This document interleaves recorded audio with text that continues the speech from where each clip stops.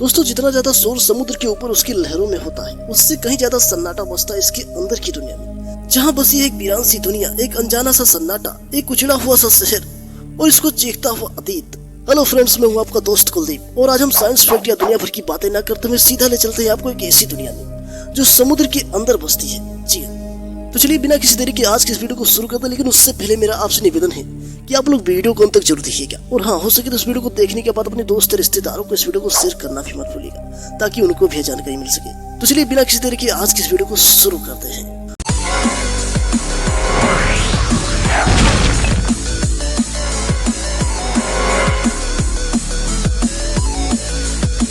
दोस्तों हम बात कर रहे हैं भगवान श्री कृष्ण की पौराणिक नगरी द्वारका नगरी की। दोस्तों पौराणिक कथाओं के अनुसार भगवान श्री कृष्ण का जन्म मथुरा में और उनका बचपन गोकुल में बीता और कंस का वध करने के बाद उन्होंने सारी यदुवंशियों के साथ द्वारका नगरी बसाई। माना जाता है कि महाभारत युद्ध के 36 वर्ष के बाद पूरी द्वारका नगरी समुद्र में डूब गई और इसी के साथ यदुवंश और श्री कृष्ण ने अपने प्राण त्याग दिए थे। अब सवाल यह उठता है कि आखिर द्वारका नगरी समुद्र में क्यों डूब गई? तो चलिए बताते हैं। दोस्तों इसके पीछे दो कथाएं प्रचलित हैं। दोस्तों एक कथा के अनुसार माना जाता है कि जब महाभारत युद्ध के बाद युधिष्ठिर के राज तिलक के दौरान गंधारी ने भगवान श्री कृष्ण को श्राप दिया था कि जिस तरह से कौरव वंश समाप्त हुआ है उसी तरह से यदुवंश भी समाप्त हो जाएगा। दोस्तों इसके पीछे एक कथा और प्रचलित है। इस कथा के अनुसार श्री कृष्ण के पुत्र शाम को मिले श्राप से द्वारका नगरी का अंत माना जाता है। दोस्तों इस कथा के अनुसार ऋषि वाल्मीकि, नारद मुनि और अन्य ऋषि द्वारिका का भ्रमण करने आए थे। तब शाम उनका उपहास करने के लिए गर्भवती स्त्री का रूप धारण करके उनके पास गया और इसका पता ऋषि को जैसे ही चला उन्होंने शाम को श्राप दिया कि उसकी कोख से मूसल उत्पन्न होगा और जिससे पूरी यदुवंश का नाश हो जाएगा। दोस्तों इस बात का पता जैसे ही उग्रसेन को चला उन्होंने मूसल को समुद्र में फेंकवा दिया। एक युद्ध के दौरान कृष्ण पुत्र प्रद्युम्न के मित्र सात्यक ने वृषणवंशी कृतवर्मा का वध कर दिया जिसे वृषणवंशी सहन नहीं कर पाए और उन्होंने सात्यक सहित कृष्ण के पुत्र प्रद्युम्न का भी वध कर दिया। और इस बात का पता जैसे ही भगवान श्री कृष्ण को चला उन्होंने क्रोध में आकर जमीन से मुट्ठी में घास उठाई जो ऋषियों के श्राप के कारण मूसल में बदल गई। घास को जो भी निकालता वो मूसल में बदल जाता।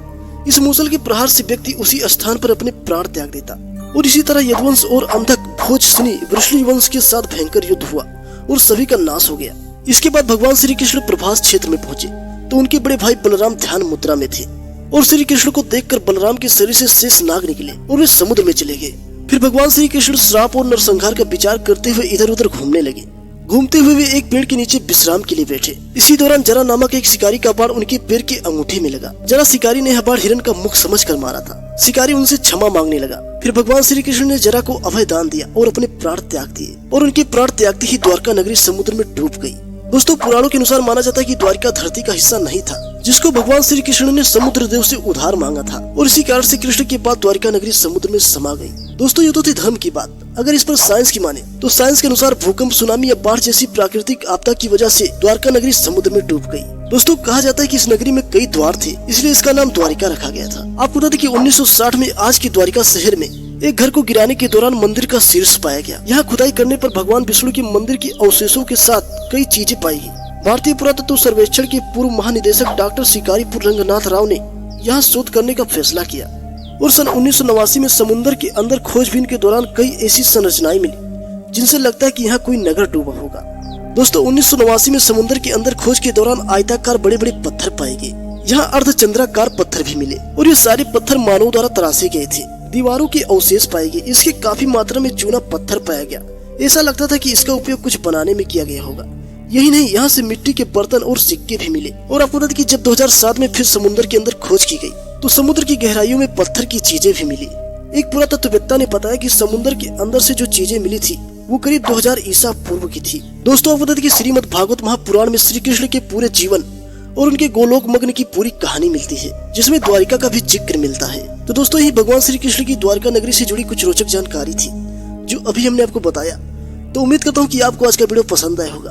तो अगर आपको आज का वीडियो पसंद है तो इस वीडियो को लाइक कीजिएगा और अगर आप चैनल पर नए हैं तो चैनल को जरूर से जरूर सब्सक्राइब कीजिएगा क्योंकि इस चैनल पर इसी तरह के वीडियोज आते रहते हैं। तो चलिए आज की वीडियो में बस इतना ही। हम फिर मिलेंगे किसी नई वीडियो किसी नए टॉपिक के साथ। तब तक के लिए जय हिंद, जय भारत, वंदे मातरम, जय श्री राम, जय श्री कृष्ण।